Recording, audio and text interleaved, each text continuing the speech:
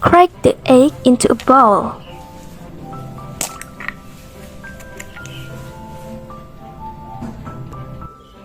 Add sugar according to taste.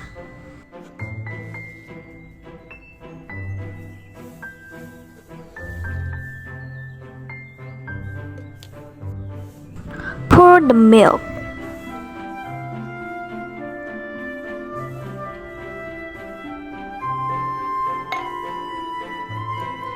Stir until evenly mixed.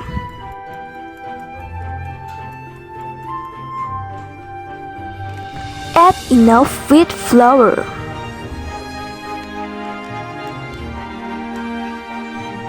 Stir the mixture until evenly mixed.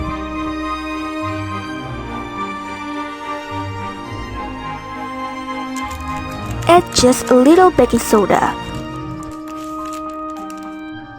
Stir until evenly mixed.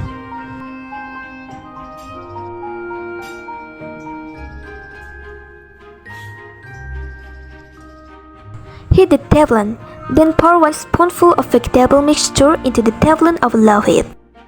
Wait for the pancake mixture to cook, then remove from heat.